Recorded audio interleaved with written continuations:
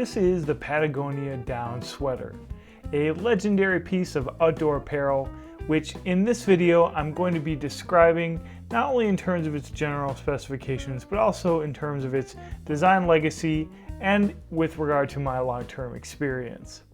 Now this is an iconic down jacket designed by Eric Rice at Patagonia. This particular jacket is about circa 2008 from what I can ascertain from the tags and stuff. I got this jacket used much in the spirit of Patagonia's own advertising these days. I want to do just a legacy review on this jacket, talking about how something that is so commonplace this time of the year especially is still a really exceptional piece of outdoor equipment. So I'm doing this at my kids' Lego table just to mix things up a little bit, but also because sometimes assembling outdoor apparel can feel a little bit like trying to come up with some Lego project. At least that's an analogy that I can relate to these days. And having baseline apparel that you can rely on in a variety of situations is key. The down sweater is exactly that kind of jacket. It works great as a standalone piece in the late fall or early winter. I would say above 30 degrees or so. At least this jacket does in its current state. You know, it's probably a lot more puffy when it's new, but this is a jacket that's already about 5 years old. It pairs really well with a nice hard shell. That's one of the strengths of this style of down jacket, is that it's fairly slim, fairly compact, and also fairly simple, so there's not going to be a lot of fiddling getting it underneath that hard shell. The Patagonia down sweater, both in this model, which is an 08, and the current model, features 800 weight or 800 fill power down. Now down is basically measured in terms of quality by the amount of fluffiness that it has. A less fluffy down will have a smaller fill power, and a higher fill down will signify a higher quality down, probably from a goose that is bred for specifically the kind of down that's used in outdoor apparel. 800 fill weight is very much on the high end. We do see jackets these days above 900, and those are really premium jackets. The Patagonia down sweater is famous for introducing these narrow baffles that, you know, in future iterations of ultralight down jackets, they've become even narrower and more complex.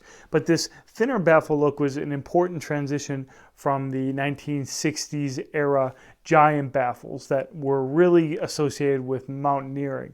This is not only a way to control the fill to be spread evenly throughout the jacket, it's also a way to make the profile of the jacket a little bit more wearable in everyday conditions. And that's really what the Patagonia down sweater excels at. That's why you see it everywhere, is because this is an extremely versatile jacket that is, in a way, able to function in a variety of both urban and outdoor environments that a more technical jacket would not be as comfortable in. Let's just talk through some of the different specifications of the jacket. They haven't changed significantly over the years. Got two main pockets here. I believe the jacket can stuff into the pocket.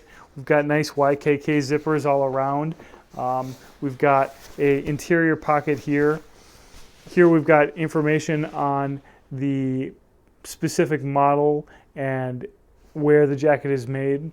This jacket is made in China. Most down jackets are made overseas, and that's frankly a cost necessity at this point.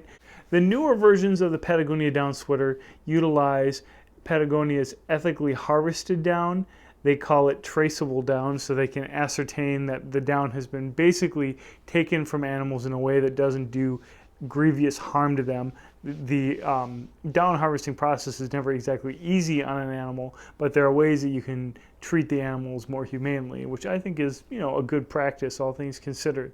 It also isn't using recycled polyester for all the baffles and materials of the polyester shell. That's also something that Patagonia has invested money into. This shell is a little bit water resistant. The newer ones have a DWR coating on it that I guess makes it more water resistant. They look exactly the same.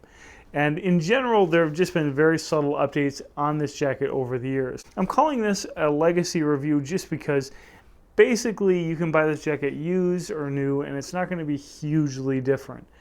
If you care about the ethics of where your down is harvested or the materials that are used, that's a reason to buy new. On the other hand, you're not contributing to the unethical harvesting of down by buying a used jacket, because it's an entirely different market, obviously, buying used. And actually, Patagonia encourages buying used. They have this great program called the Common Threads program. Here you see a little stamp here, which is where I got this jacket from. The Common Thread program is basically Patagonia's attempt to get people to turn in their old stuff if they're going to be buying something new, so that the stuff can be reused. I actually got this jacket off of Yurtle, which is an app that basically it's like a big garage sale.